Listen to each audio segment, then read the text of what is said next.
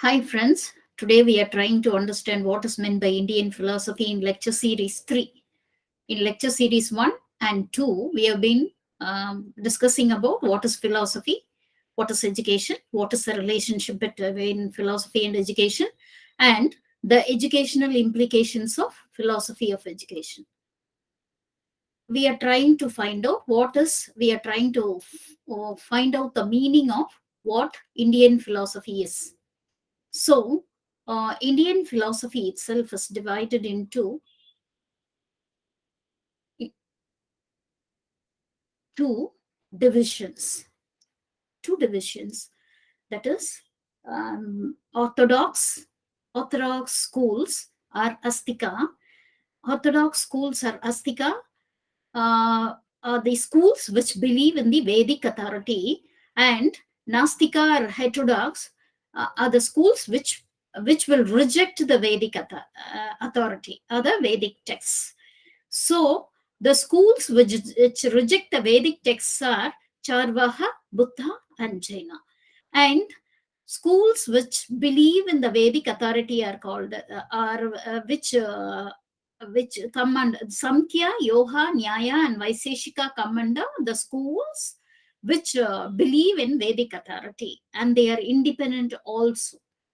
So, in this lecture series, we are trying to find out what are those Indian schools of philosophy. Already, we have been discussing about philosophy, and there are two types of philosophy, such as Eastern and Western philosophy. Eastern philosophy is nothing but Indian philosophy, where we are trying to find out the philosophical divisions or the schools of philosophy in the Eastern area.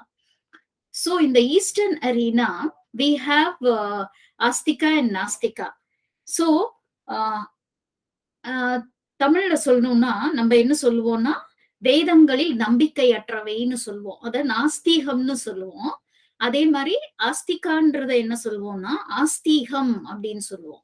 அது வேதங்களை மறக்காதவை அப்படின்னு நம்ம சொல்றோம். So வேதங்களில் நம்பிக்கையற்றவை அப்படின்னு சொல்லும் போது அது எங்க வருது அப்படின்னா நம்ம நாஸ்திகத்தோட இணைக்கிறோம். நாஸ்திகம் எந்தெந்த இடங்கள்லாம் வருதுன்னு பார்த்தா வி ஹாவ் சாருவாக புத்தான் ஜெயினா. இங்க வந்து ஆஸ்தீகம், அதாவது வேதங்களை மறுக்காதவை அப்படின்றது எங்க வரும் அப்படின்னு சொன்னா Sankhya, Yoga, Nyaya and Vaisheshika. Again this Astika are orthodox schools of philosophy is again divided into schools just directly based on Vedic texts and schools based on independent texts. Schools based on independent, the Samkhya, Yoga, Nyaya, and Vaiseshika come under schools based on independent texts. அதாவது வேதங்களை மறுக்காதவை அப்படின்னு நம்ம சொல்லும் போது இந்த வேதங்களை மறுக்காதவைய திருப்பியும் நம்ம எப்படி ரெண்டா பிரிக்கிறோம். எப்படி பிரிக்கிறோம் அப்படின்னு சொன்னா வேதங்களில் நேரடி ஈடுபாடு கொண்டவை, வேதங்களில் நேரடி ஈடுபாடு கொண்டவைன்னு சொல்றோம். இங்க வந்து தனித்தன்மைகளில் ஈடுபாடு கொண்டவை. தனித்தன்மைகளில் கொண்ட தத்துவ கொள்கைகள் எல்லாம் எதுன்னு பார்த்தோம்னா சம்கியா, யோகம், நியாயம், வைசேஷிகம்னு சொல்லுவோம். And schools directly on based on Vedic texts can be again divided into schools based on ritualistic aspect of Vedas and schools based on the speculative aspect of the Vedas.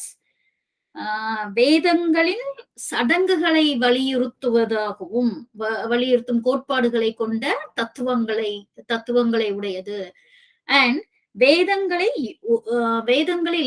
ஊக சிந்தனை, ஸ்பெகுலேஷன் அப்படின்னு சொல்லுவோம், யூக சிந்தனைகளில் விளைந்தவை, அதுதான் Vedanta philosophy.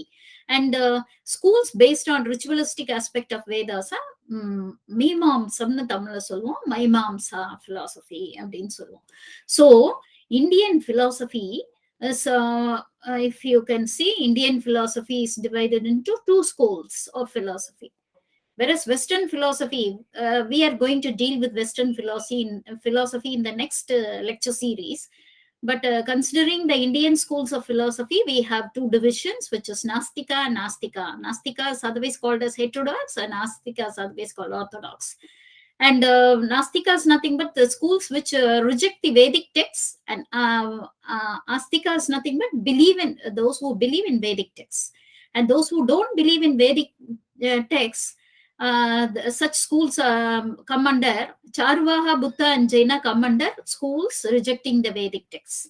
And Samkhya Yoga and Nyaya Vaiseshika belongs to independent grounds, and they believe in the Vedic authority. And those who believe in the Vedic authority again can be divided into schools based directly on the Vedic texts and schools based on independent texts. And we know Samkhya, Yoga, Nyaya, and Vaiseshika come under independent texts. And the schools which is directly based on Vedic texts is again divided into schools based on ritualistic aspect of Vedas, and schools based on speculative aspects of Vedas. This is the main division when we consider the Indian philosophy. So we are going to deal one by one about the Vedanta philosophy, Mimamsa philosophy, and the philosophies which are independent, and the philosophies which follow the theism, and the theism such as Charvaha, Buddhism, and Jainism. And just would like to, we should know the outline of Indian philosophy. The Indian philosophy is divided into Vedic period, epic period, Sudra period, scholarly period, and modern period. The Vedic period is from 2500 BC to 600 BC. And epic period is from 600 to 200, 600 BC to 200 AD. And Sudra period is from 200 AD to 600 AD. And we have scholarly period from 600 to 1700 AD. And the modern period we have like this. Just we have to know how the Indian philosophy is, the period is divided into. So we have started, Vedic period starts from 2500 BC itself, right? So let us see what is the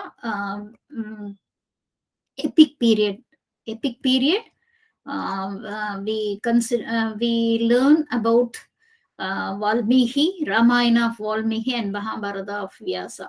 That is the epic period.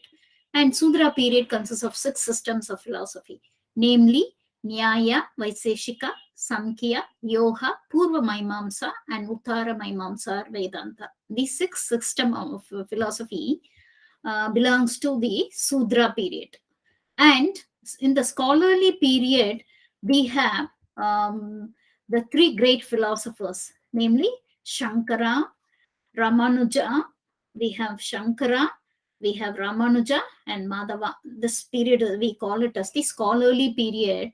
And the modern period, we have many philosophers whose writings are in English only, and it is easy for us to read, namely Vivekananda, Aurobindo, M.K. Gandhi, Krishnamurti, and Radhakrishnan, and Rabindranath Tagore. These people come under the modern period. So we have understood the Indian philosophy, how the periods are divided into, namely we have we have the period, the modern period, we have so many philosophers who have been giving their contributions to India, and their insights were written only in English. So with that, we have just discussed the outline of the Indian philosophy. In the next lecture series, we will discuss the Indian philosophy in a greater deal. Thank you.